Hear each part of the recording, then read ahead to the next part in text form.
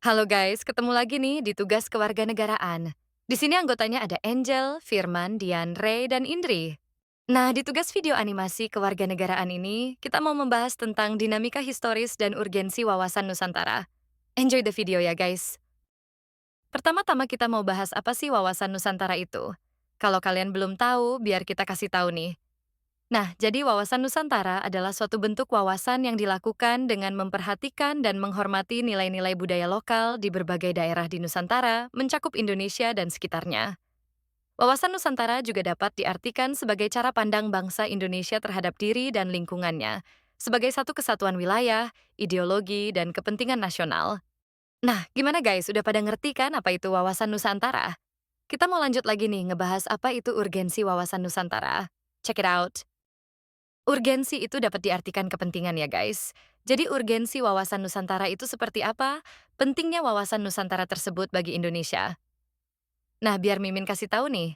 Jadi wawasan Nusantara itu ibarat GPS-nya bangsa Indonesia. Dia jadi panduan buat kita melangkah sebagai satu bangsa yang punya beragam suku, agama, budaya, dan pulau. Nah, kenapa penting banget? Yuk, geser slide selanjutnya. Yang pertama itu untuk menjaga keutuhan Negara Kesatuan Republik Indonesia. Gimana nih maksudnya? Nah, bayangin aja nih guys.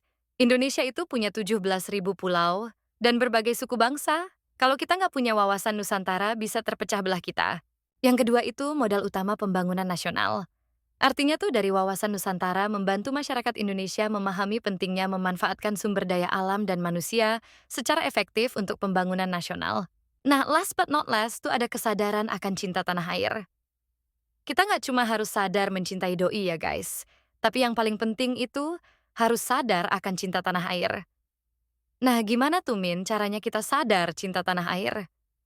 Kita bisa mulai dengan rasa nasionalisme dan memelihara warisan budaya kita masing-masing ya guys.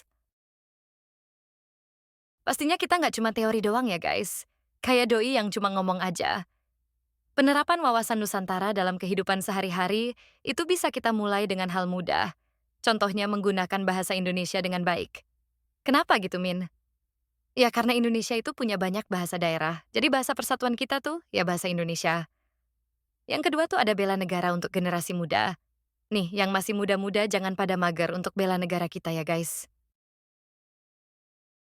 Kalau tadi ada urgensi wawasan Nusantara, sekarang ada dinamika historisnya. Nah, dinamika historis ini menjelaskan bagaimana perjalanan wawasan Nusantara bagi bangsa Indonesia dari awal kemerdekaan sampai sekarang. Kalau menurut Mimin sih perkembangannya kurang baik ya. Sekarang nih banyak anak muda yang minim wawasan Nusantara. Gimana menurut kalian? Komen ya.